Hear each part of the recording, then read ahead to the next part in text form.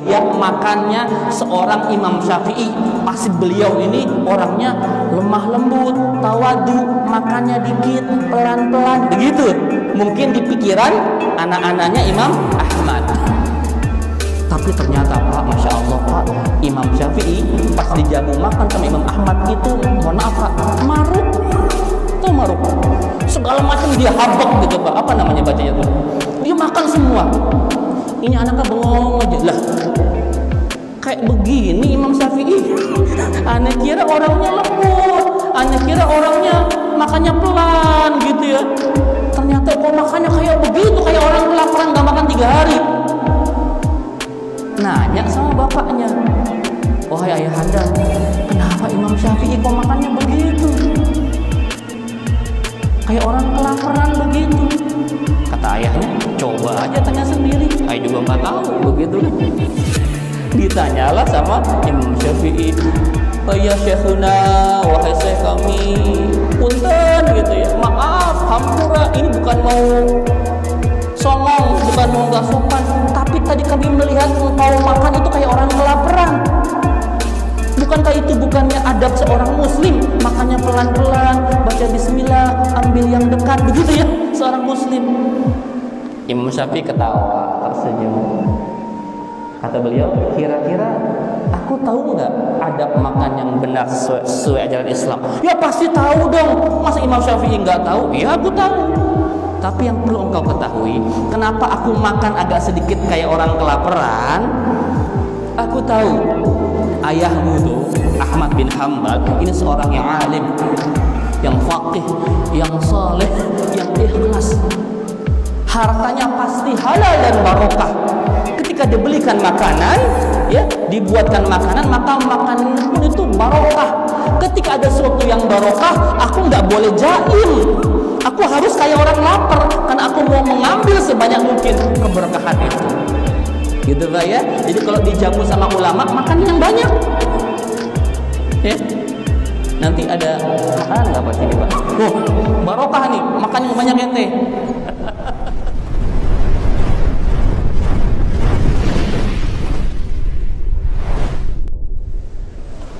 Saya izin buka masker ya Pak ya. Sudah vaksin Pak, aman Pak. Bismillahirrahmanirrahim. Assalamualaikum warahmatullahi wabarakatuh.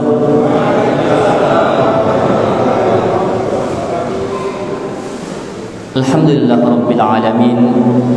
Alhamdulillahilladzi arsala rasulahu bil huda wa dinil haqq liyudhhirahu 'ala ad-din kulli wa kafa billahi shahida.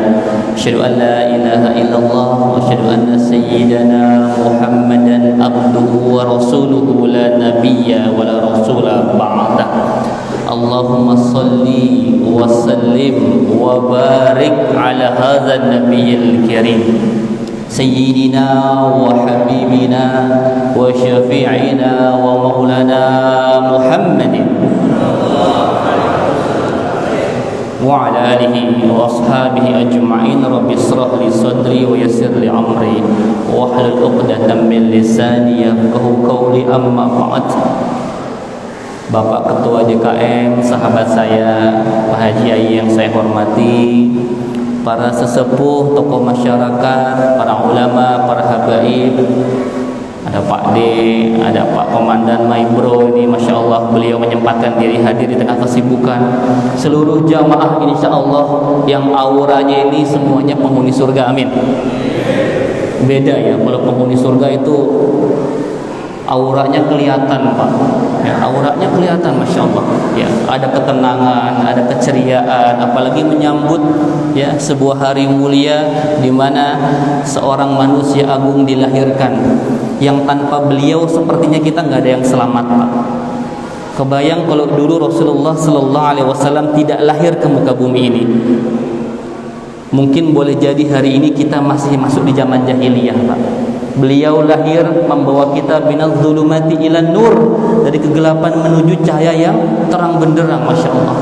Mari sama-sama kita melantunkan salawat kepada beliau. Allahumma salli ala Sayyidina Muhammad wa ala ali Sayyidina Muhammad. Saya mah di sini bukan ceramah sebenarnya, ini berbagi saja karena kan saya orang sini begitu ya. Sebelumnya saya minta maaf.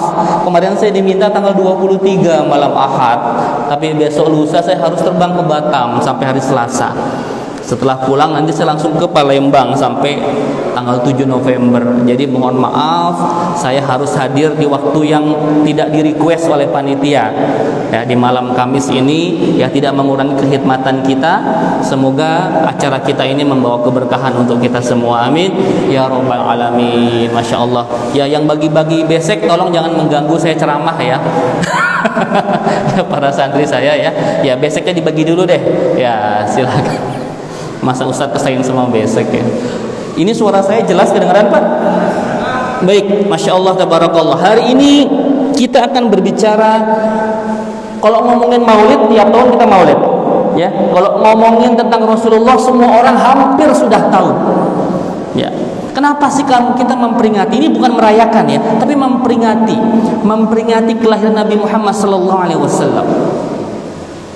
Artinya apa? Bahwa hari ini ada spirit yang agak tergerus ini, agak berkurang kecintaan kita kepada Rasulullah SAW.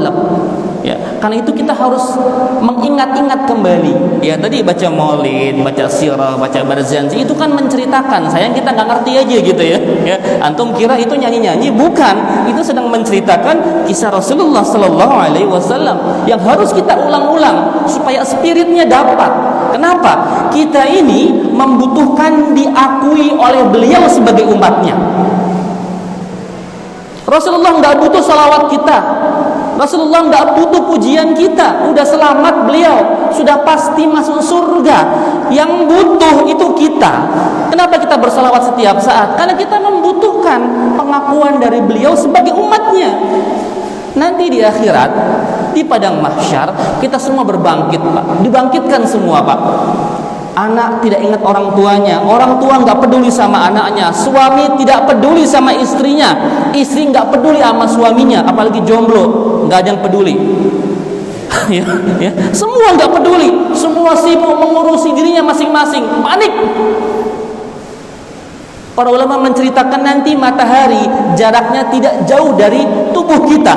Ada seseorang yang terendam oleh keringatnya sebatas mata kaki, ada yang sebetis, ada yang sepaha, ada yang sepusar, ada yang sepundak, bahkan ada yang tenggelam dengan keringatnya sendiri, tergantung amalannya di dunia. Semua manusia panik pada waktu hari itu, mungkin juga termasuk kita. Ada satu orang manusia yang sudah ada di surga, tapi beliau memilih untuk turun ke bawah. Siapa beliau? Baginda Rasulullah SAW melihat umatnya kepanasan, sedang panik sekali. Beliau meminta turun, izin kepada Allah Subhanahu wa Ta'ala. Ya Rabb, izinkan aku turun melihat umatku yang sedang kepayahan di sana. Kata Rasulullah SAW. Beliau melihat kita sedang kehausan. Beliau minta sama Allah Subhanahu wa Ta'ala, ya Rabb, izinkan aku memberikan minum dari telaga yang pernah engkau janjikan kepadaku dulu. Ya, namanya telaga Al-Kautsar.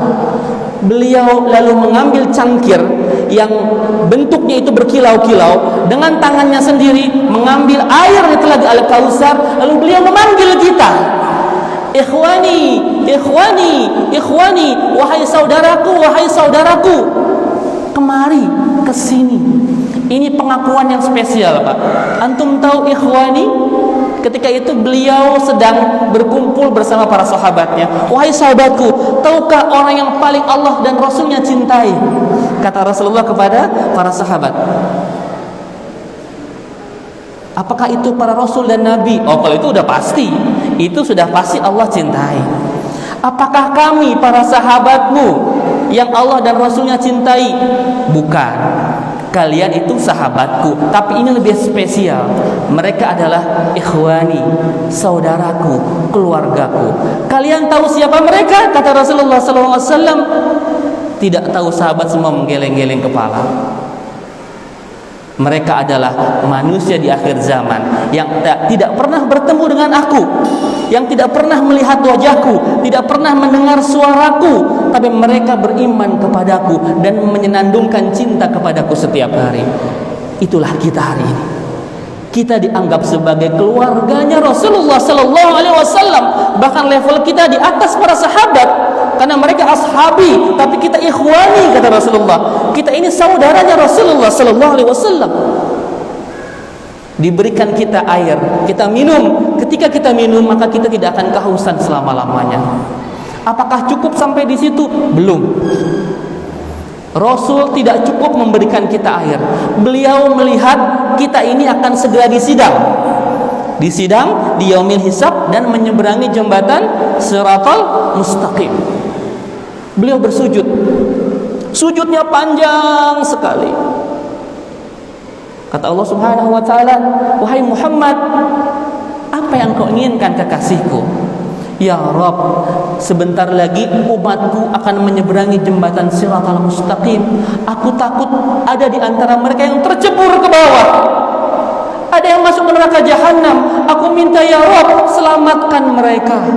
Kata Rasulullah SAW meminta kepada Allah Subhanahu wa taala. Kata Allah Subhanahu wa taala, "Ya Muhammad, silahkan tunggu di seberang jembatan sana." Rasulullah menunggu kita di seberang jembatan. Ada umatnya yang seperti terbang melintasi jembatan Shiratal Mustaqim. Ada umatnya yang berlari kencang, ada yang berlari lambat, ada yang berjalan, ada yang merangkak, dan ada yang terjatuh ke dalam neraka jahanam. Rasulullah kembali menangis, tidak tega melihat ada umatnya yang masuk ke neraka jahanam. Lalu beliau sujud lagi dengan sujud yang amat sangat panjang. Kata Allah Subhanahu wa taala, "Ya kekasihku, ada apa lagi? Apa yang kau inginkan?" Ya Rabb, ada umatku ternyata yang tercebur ke dalam neraka. Aku tidak mau mereka masuk ke neraka. Kata Rasulullah sallallahu alaihi wasallam. Kata Allah Subhanahu wa taala, "Ya Muhammad, silahkan engkau jemput umatmu di neraka." Rasulullah lalu ke depan pintu neraka memanggil kita, "Wahai umatku, barang siapa ada di antara kalian yang walaupun dia ahli maksiat tapi ada iman di dadanya sebesar biji kurma, maka keluarlah dari neraka." Kata Rasulullah sallallahu alaihi wasallam, dipeluk kita, Pak. Kita dipeluk. Ada yang tubuh kita hancur, habis disiksa di neraka, dipeluk oleh Rasulullah sallallahu alaihi wasallam dengan penuh kelembutan, penuh kasih sayang, dibersihkan. "Ayo masuk ke dalam surga bersamaku," kata Rasulullah sallallahu alaihi wasallam. Apakah cukup, Pak, cintanya Rasul kepada kita? Belum cukup. Rasul kembali bersujud. "Ada apa lagi ya Muhammad?" kata Allah Subhanahu wa taala. "Ya Rabb, masih ada umatku di neraka ya Rabb, belum semuanya keluar. Kalau begitu jemput kembali umatmu di neraka yang ada iman di dadanya walaupun sebesar biji jagung." Jagung, Pak, kecil, Pak, jagung. Tadi kan kurma ya, gedean dikit, sekarang biji jagung. Rasul masuk ke depan pintu neraka memanggil umatnya, "Wahai umatku, walaupun kalian ahli maksiat, walaupun kalian pendosa, tapi masih ada iman di dada, walaupun sebesar jagung, maka keluarkah wahai umatku." Keluar, Pak.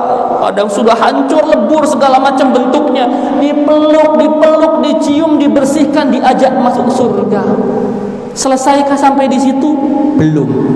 Masya Allah, belum. Rasul kembali bersujud dengan sujud yang panjang dan lama sambil beliau menangis, mengiba-iba kepada Rabb. Kata Allah Subhanahu wa taala, "Ya Muhammad, apa lagi? Bukankah aku telah penuhi semua keinginanmu?" "Belum ya Rabb, belum. Satu lagi." "Apa lagi?" "Masih ada umatku di neraka."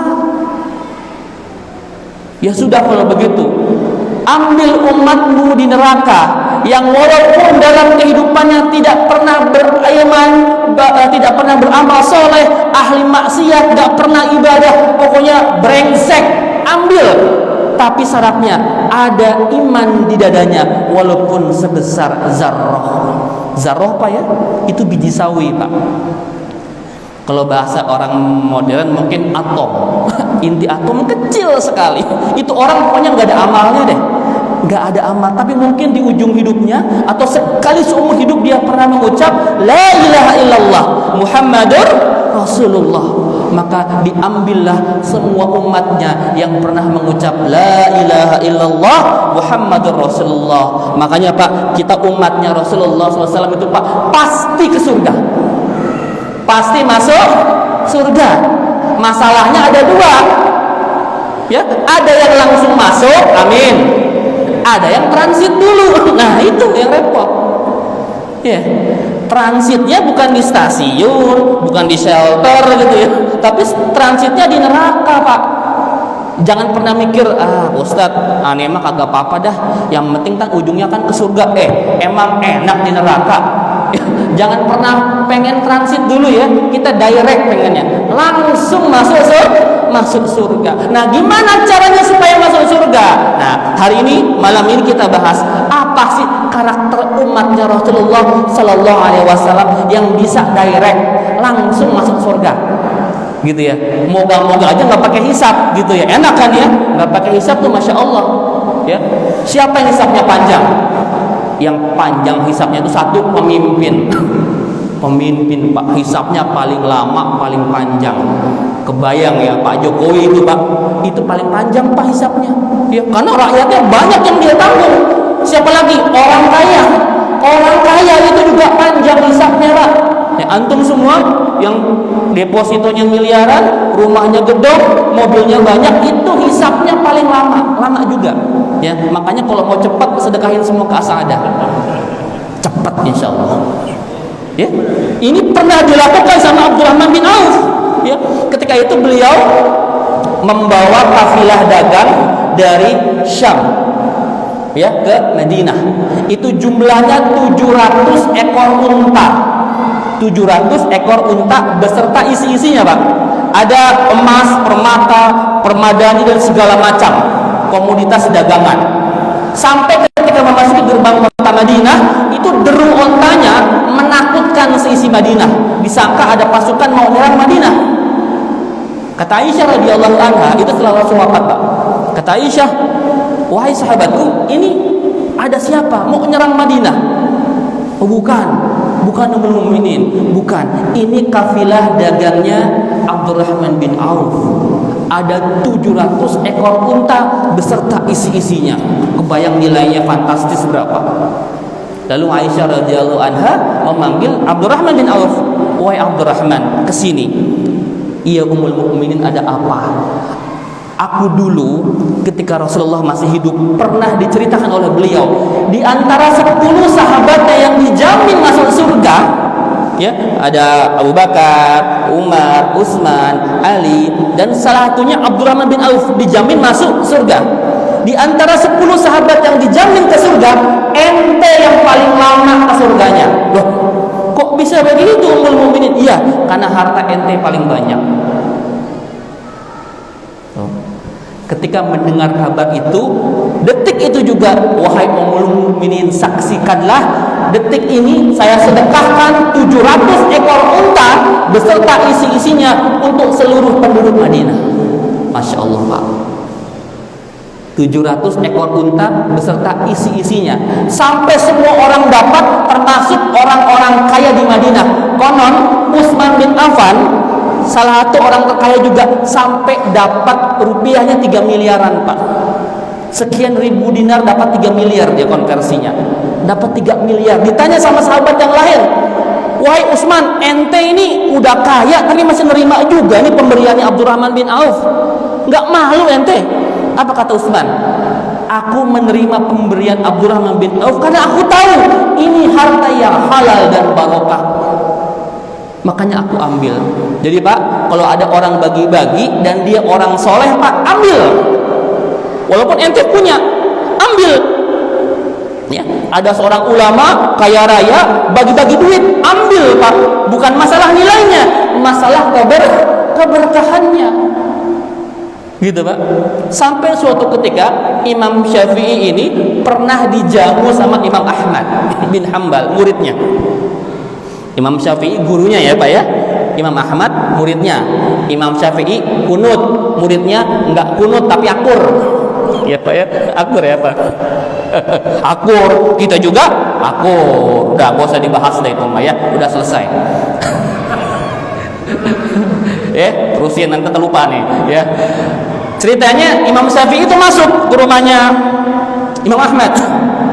Kata Imam Ahmad kepada putra-putrinya, "Wahai anak-anakku, ini guru besar kita, Imam Muhammad Idrus Asy-Syafi'i. Kalian ambil hikmah sebanyak-banyaknya dari guru kita ini." Wah, senang sekali anak Imam Ahmad dia melihat Imam Syafi'i. Diperhatikan Pak, gerak-geriknya, jalannya, duduknya, tidurnya, makannya, semua diperhatiin. Gimana sih amalan seorang Imam Syafi'i itu? Gimana sholatnya dan segala macam diperhatikan Pak. Sampai tibalah waktu makan malam. Ini kita pengen ngeliat nih gaya makannya seorang Imam Syafi'i. Pasti beliau ini orangnya lemah lembut, tawadu, makannya dikit, pelan-pelan, begitu. Mungkin di pikiran anak-anaknya Imam Ahmad.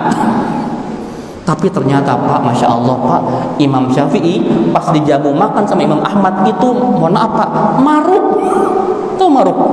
Segala macam dia habak gitu Pak. Apa namanya bacanya tuh? Dia makan semua. Ini anaknya bengong aja lah.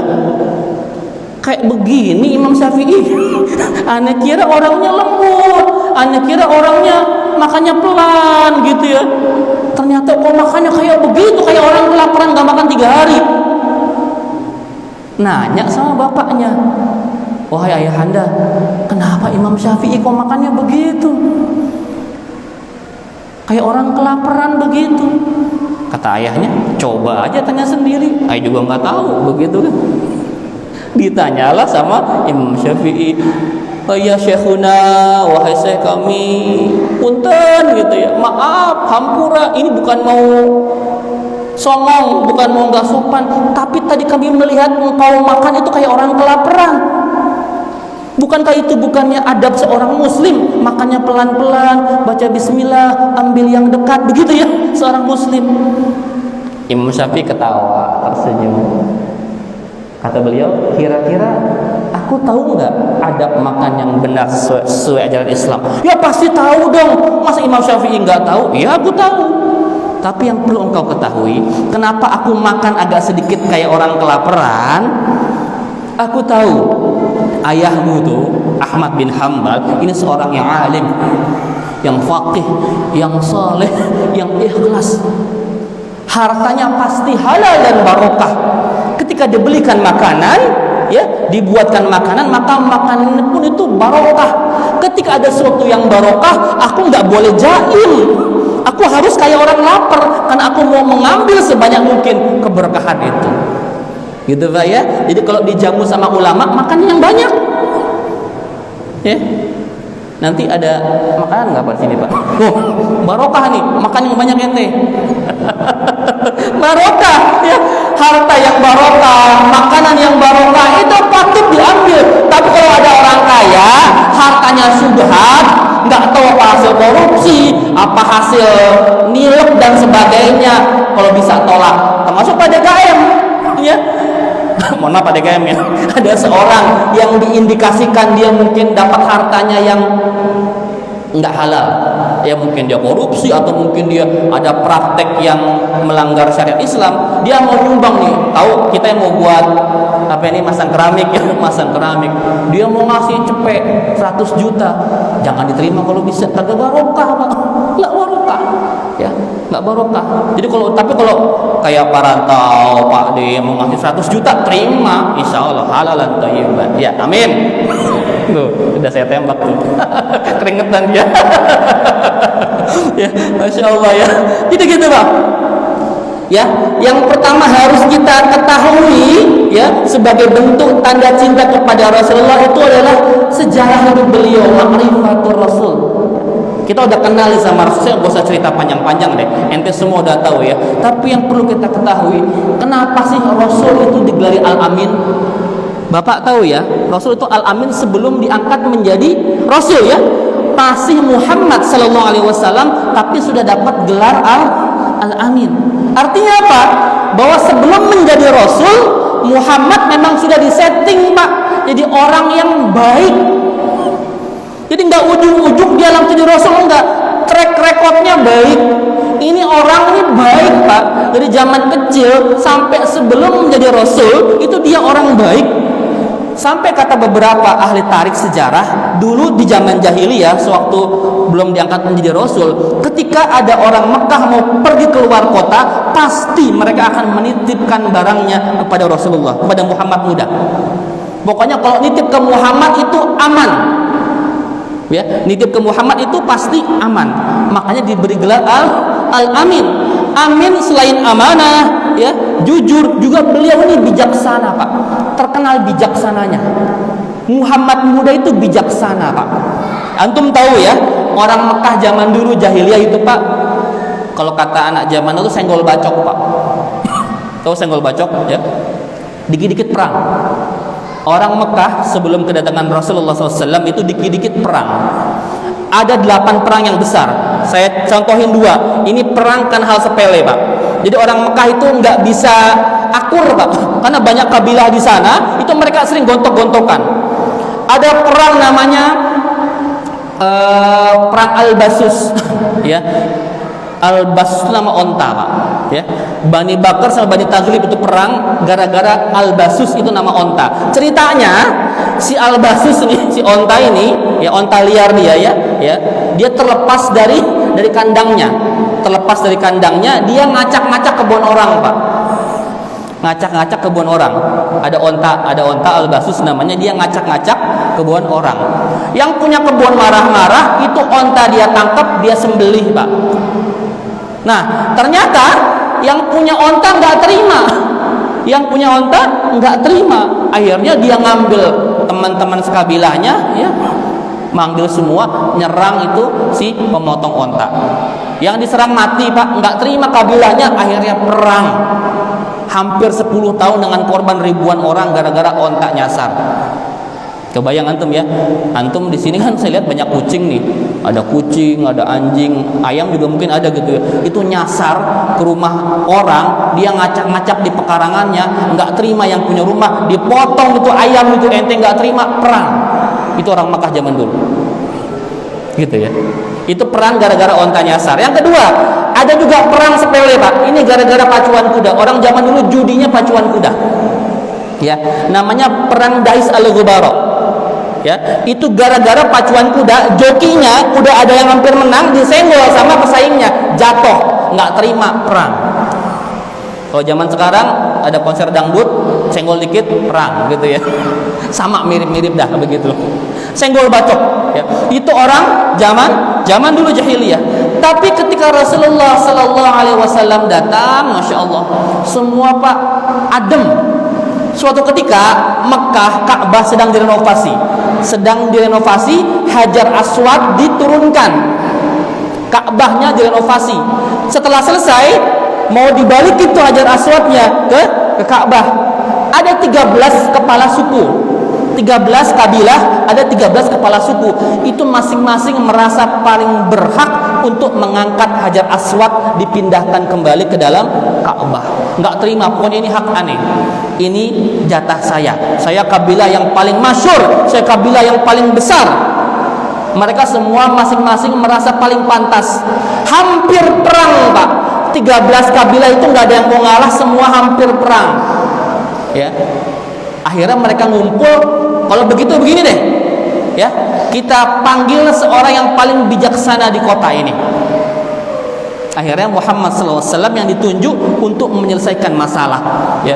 Lalu kata Rasulullah SAW, Muhammad muda waktu itu beliau minta sorban, tolong kemarikan satu sorban. Sorban beliau gelar, beliau ambil Hajar Aswad, beliau simpan di atas sorbannya. 13 kepala suku tadi disuruh memegang ujung-ujung sorban tersebut.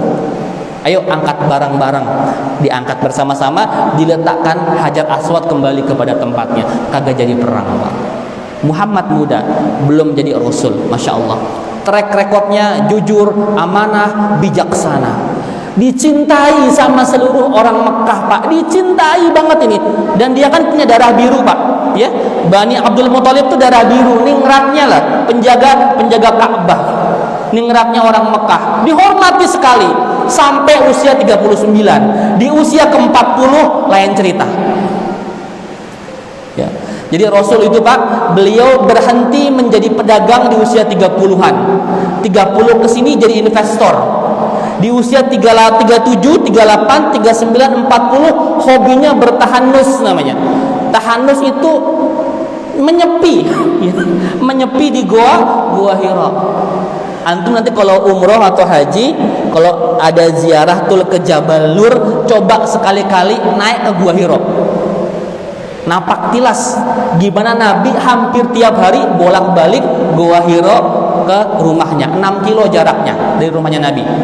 Dan Gua Hira itu Pak di Jabal Nur itu medannya terjal Pak, nggak medan yang bukit gampang. Itu tiap hari Rasul bertahanus menyendiri sampai di usia ke-40. Setelah 4 tahun beliau bertahanus, datanglah malaikat Jibril membawa wahyu pertama, Iqra bismi rabbikal ladzi khalaq. Ya, dapat wahyu. Masya Allah. Allahumma shayyiban nafi'an ya Allah. Semoga hujan ini bermanfaat untuk kita semua, amin ya rabbal alamin. Barokah insyaallah. Ketika diangkat menjadi Rasul itu lain cerita. Beliau mendakwahkan Islam itu banyak penolakan Pak. Yang tadinya selama 39 tahun beliau dicintai oleh kaumnya di Makkah, langsung beliau dicaci maki, dihujat, diboikot. Sampai pernah 3 bulan Rasulullah SAW diboikot. Pernah seminggu nggak makan Pak, hanya memakan alang-ilalang gitu Pak, alang-alang rumput-rumput yang kering. Seminggu Rasulullah seperti itu diboikot. Pernah ketika sholat di Ka'bah ditumpahi kepalanya oleh kotoran unta dan jeroannya unta. Itu Rasulullah Sallallahu Alaihi Wasallam ketika menjadi seorang Rasulullah menyampaikan risalah kebenaran. Tapi beliau sabar, Masya Allah ya, tetap sabar sampai akhirnya beliau memilih untuk berhijrah ke Madinah. Ma'rifat kita kenal ya, sejarahnya antum harus kenal ya, kenalkan kepada anak-anak kita ya, siapa bapaknya Rasulullah, siapa ibunya, siapa anaknya, siapa istrinya, dikenalin semua supaya anak kita tahu ya, jangan cuma taunya tokoh-tokoh di YouTube doang. Kenalnya Atta Halilintar ya nggak apa-apa juga sih kenal, tapi harus tahu juga ya, harus tahu juga sejarah nabinya ya, kenalkan. Sampai kalau anak kita suka gampang ingatnya pakai lagu ya Pak ya, Abdullah nama bapaknya, Aminah ibundanya, kayak gitu gampang Pak, lebih gampang boleh, yang penting anak kita tahu sejarah nabinya. Ma'rifatul Rasul, tak kenal maka ta'aruf ya, tak kenal kenalan dulu baru sayang timbulnya, begitu ya. Yang kedua, ciri-ciri umatnya Rasulullah SAW adalah taat, ittiba, ikut sama Rasul kita, ikut sunnah-sunnahnya, gitu ya Pak ya. Sunnahnya Rasul apa Pak? Contohnya Pak, jangan poligami mulu ya Pak ya. Ya, ini masalah poligami nih, saya mau lurusin sedikit aja. Kira-kira Rasulullah SAW itu poligami apa monogami Pak? Nah, ya kan? Ini kan yang suka ente diskusiin kan? Saya tahu nih diskusi bapak-bapak itu nggak jauh dari ta'adud ya, dari poligami ya. Rasulullah poligami, tapi beliau juga monogami, ingat ya. Beliau itu bermonogami selama lebih dari 25 tahun Pak. Beliau itu cinta pertamanya Khadijah. Cinta sebagai seorang laki-laki normal kepada perempuan itu cintanya kepada Khadijah. Khadijatul Kubra radhiyallahu anha. Cinta sejatinya beliau. Makanya beliau bermilih untuk monogami, nggak nikah lagi selama Khadijah masih ada. Namun ketika Khadijah meninggal dunia, baru beliau memilih untuk menikahi beberapa perempuan dengan berbagai macam alasan, bukan alasan syahwat semata. Ya, ini yang kadang-kadang diserang Pak. Kita suka diserang sama musuh-musuh Islam. Rasulnya tukang kawin, tukang doyan perempuan. Auzubillah min zalik. Ya Allah, mereka nggak baca sejarah, nggak ngerti sejarah bahwa pernikahan Rasulullah SAW itu yang lainnya selain Khadijah itu banyak motivasinya. Ada yang untuk menyatukan beberapa kabilah, dinikahi putri kepala sukunya. Ya, ada yang untuk merekam banyak hadis, dinikahilah seorang perempuan yang muda dan cerdas. Siapa dia? Aisyah radhiyallahu anha. Beliau itu wanita cerdas Pak, hafal ribuan hadis Dan banyak hadis yang beliau hafal itu yang berhubungan dengan wanita. Rasul nggak mungkin Pak ngajarin tentang bersih-bersih orang menstruasi di hadapan sahabat-sahabat yang cowok, di hadapan Abu Hurairah. Nggak mungkin. Rasul butuh istrinya yang menceritakan sendiri bagaimana caranya membersihkan haid, ya, membersihkan nifas dan sebagainya. Itu semua Aisyah radhiyallahu anha yang meriwayatkan. Kebayang kalau istrinya bego, Pak. Aduh, repot. Salah semua urusannya. Masalah fikih perempuan. Makanya Aisyah radhiyallahu anha itu dinikahi karena beliau cerdas luar biasa. Ya, seperti itu. Jadi Rasul itu monogami juga poligami, tapi poligaminya dengan berbagai macam alasan. Begitu ya. Kalau bapak sih terserah lah ya Pak ya. Terserah mau monogami silahkan, mau poligami izin dulu tapi Pak ya. Jangan punya prinsip saya lebih baik minta maaf Ustadz dibanding minta izin, jangan. Ya. Ya, baik-baik aja Pak. Kalau memang mau ya silakan, yang penting semua maslahat. Jangan pernikahan kedua mudarat Pak. Pernikahan itu janji suci kita kepada Allah Pak. Mitsaqan gholizon namanya. Jangan gara-gara pengen nambah lagi sunnah tapi mengabaikan yang wajib Pak. Yang wajib itu siapa? Istri pertama kita dinafkahi, anak-anak kita dinafkahi, tanggung jawab kita itu kewajiban kita. Nah, nambahnya itu sunnah. Jangan sampai yang sunnah ngalahin yang wajib, ini berantakan. Ya, harus semuanya dipersiapkan dengan baik.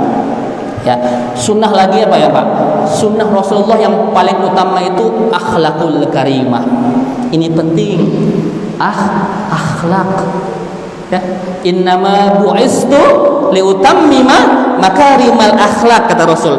Sesungguhnya aku ini diutus ke muka bumi bukan untuk menjadikan kalian penghafal Quran, bukan untuk menjadikan kalian orang-orang yang rajin bersedekah, itu belakangan. Aku tuh diutus pertama apa? Untuk menyempurnakan akhlak. Ya, jadi hafal Quran, jadi ahli sedekah, ya, ahli puasa dan sebagainya itu belakangan Pak. Nomor satu akhlak dulu ternyata. Ya Allah. Jadi Rasul ini diutus buat akhlak dulu, karena tahu, ya, kenapa Rasul diturunnya di kota Mekah Pak. Mekah waktu itu tuh bukan daerah yang ideal. Ya, kalau Allah mau Rasul bisa turun di Persia. Itu Persia kebudayaannya pada waktu itu ada dua penguasa, Persia dan Romawi. Harusnya kan Rasul di Romawi itu atau di Persia, tapi kenapa di Mekah? Mekah itu tandus, ya, tandus, gurun pasir dan bangsanya itu barbar, jahiliyah. Kenapa Rasul di situ? Yaitu untuk menyempurnakan akhlak. Makanya kita ini umatnya beliau akhlaknya dipakai Pak. Hari ini kadang-kadang ya Allah, bukannya miris ya Pak ya, ada orang baru belajar agama langsung akhlaknya nggak baik ya, nyalahin ini itu ya Allah, sedih Pak kadang-kadang, apalagi di sosial media. Waduh, serem Pak ya, caci maki, hina sana sini. Jangan Pak ya, akhlakul karimah, akhlak yang baik. Kata Rasulullah, orang terbaik di antara kalian adalah orang yang paling baik amal akhlaknya ya. Dan akhlak itu jadi ukuran parameter keimanan ternyata. Kata Rasul begini Pak, man kana yu'minu billahi wal yaumil akhir, barang siapa beriman kepada Allah dan hari akhir ya. Jadi iman itu Rasul ukur ya. Yang pertama apa? Fala yu'zi jarah, maka dia tidak menyakiti tetangganya. Nah, bapak-bapak, ibu-ibu, hadirin sekalian, sahabat-sahabatku di Mutiara Sentul, ukuran iman pertama kata Rasul, jangan sakitin tetangga. Ya, yang paling dekat-dekat tuh, jangan sakitin tetangga. Bukan keluarga ente yang jauh, bukan, tapi tetangga yang kalau ente sedang sakit, sedang butuh apa-apa, pasti minta tolong sama tetangga. Ya, tetangga itu diperhatiin. Al-muslimu man salimal muslimuna min lisanihi wa yadihi, kata Rasul. Seorang muslim itu adalah orang muslim lain selamat dari gangguan tangan dan lisannya Pak. Masya Allah Pak. Rasul merhatiin banget tentang hubungan antar tetangga Pak. Ini Pak, sampai kata Rasul, kalau engkau masak ya yang baunya harum, banyakin kuahnya. Ya. Bapak juga begitu Pak, bilangnya sama bini ente Pak. Neng, kalau pas masak jengkol ikan asin ya banyakin dikit, bagi-bagi tetangga supaya mereka nggak ngiler. Betul Pak, karena kebayang antum kalau antum masak ikan asin, tetangga ente kebetulan gak punya duit, pengen ikan asin dan dia terzolimi oleh asapnya itu Pak, ya Allah pengen banget ikan asin tapi nggak bisa beli, maka ente kebagian dosanya. Tuh Pak, tetangga dipikirin sama Rasulullah. Makanya besok kalau masak semur ya, banyakin kuahnya. Assalamualaikum Bu, ini ada kuah semur. Tega bener kuah semur. Ya kasihlah daging seiris dua iris semua gitu ya. Jangan kuah doang, pelit banget ente ya. Bagi-bagi sama tetangga ya. Jangan sakiti tetangga kita, mereka orang yang terdekat ya. Jangan sama orang jauhnya baik gitu ya, sama tetangganya judes, jutek, julid, waduh Pak, jangan Pak.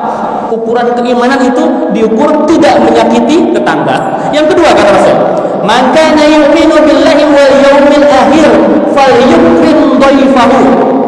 Barang siapa beriman kepada Allah dan hari akhir, maka dia muliakan tamunya. Muliakan tamu. Nah, ini ukuran iman kedua, diukur bagaimana kita memuliakan tamu. Nah, Bapak besok gampang tuh kalau mengukur iman temannya Pak, gampang Pak. Datang aja ke rumahnya, lihat apa yang dia suguhin, gitu ya. Kalau suguhannya ini nih, ya air mineral ya, Bismillahirrahmanirrahim, berarti imannya selevel ini.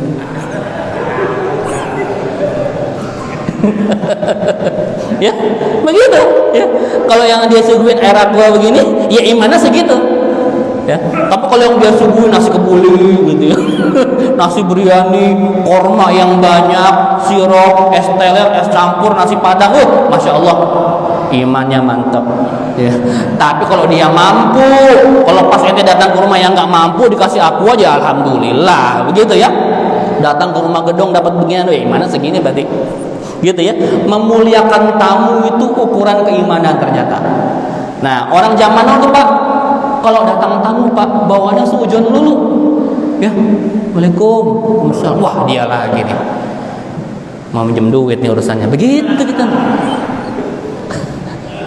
gitu Pak, kita mah datang tamu seujon dulu sama orang Pak, mau minjem duit, mau minjem beras, udah tamu itu datang bawa rezeki, bawa keberkahan, terima. Semakin banyak tamu semakin barokah rumah kita ya. Justru agak aneh kalau rumah itu sepi nggak ada tamunya, nggak barokah rumah itu ya. Jangan merasa terganggu oleh kedatangan tamu, karena ukuran keimanan kita dinilai dengan memuliakan tamu. Nomor 2. Nomor 3, man kana yu'minu billahi wal yawmil akhir falyasil rahimahu. Barang siapa beriman kepada Allah dan hari akhir, maka dia sambung tali silaturahim. Pak, begitu Pak, silaturahim Pak. Jangan berantem ya. Jangan berantem, jangan gontok-gontokan, bersatu, bersilah ya. Kasih sayang, jangan putus gara-gara perbedaan Pak. Aduh Pak, saya kadang-kadang nih kemarin saya posting di sosial media tentang maulid, rame lagi. Ini makan masalah tahunan Pak. Saya bilang begini Pak, bagi yang mau maulid, yang tidak maulid silahkan, gak apa-apa. Yang penting bertoleransi. Yang maulid menghargai yang tidak maulid, yang tidak maulid pun menghargai yang maulid. Selesai urusan. Jangan diperuncing lagi ya. Yang kayak begini Pak, yang senang mah orang-orang musuh-musuh Islam Pak. Tuh kan, umat Islam hancur sendiri kan. Gontok-gontokan gak kita hancurin juga begitu Pak. Gara-gara sentimen masalah furu'iyah jangan Pak. Antum mau maulid silahkan, yang tidak maulid pun kita hargai. Bertoleransi, jangan sampai gara-gara masalah yang furu'iyah ini ya, ini kan cabang Pak ya. Furu'iyah itu cabang Pak. Jangan sampai merusak ukhuwah Islamiyah kita. Bersatu kita nih Pak ya. Nata'awanu fima tafaqna alaih wa ya'ziru ba'duna ba'dun fima ikhtalafna fi. Begitu kata ulama. Engkau saling tolong-menolong dalam hal yang engkau sepakati dan saling bertoleransi terhadap perbedaan yang terjadi. Begitu Pak. Yang sepakat kita bareng-bareng tolong-menolong, yang berbeda kita toleransi. Masya Allah Pak, kalau begitu insya Allah umat Islam akan bersatu. Karena ketika umat Islam bersatu, kita tidak dapat dikalahkan. Takbir. Begitu Pak, jangan percaya Pak ya, saudaraan kita Pak, temenan ya, bersaudara. Masya Allah, indah Pak, akhlakul karimah. Yang terakhir kata Rasul, man kana yu'minu billahi wal yawmil akhir, barang siapa beriman kepada Allah dan hari akhir, falyakul khairan aw liyasmut. Ya, dia ngomong yang baik-baik saja. Kalau nggak bisa ngomong yang baik, mendingan diam. Jadi ukuran iman seseorang itu dinilai juga dengan cara dia bicara. Ya, kalau sekarang makan omongan kita diganti sama postingan di sosial media, di WA grup dan sebagainya, itu dinilai Pak. Ya, jadi kalau kita nggak bisa ngomong yang baik, yang bermanfaat, mendingan diam. Yang ketiga, ciri umatnya Rasulullah SAW itu banyak baca sholawat.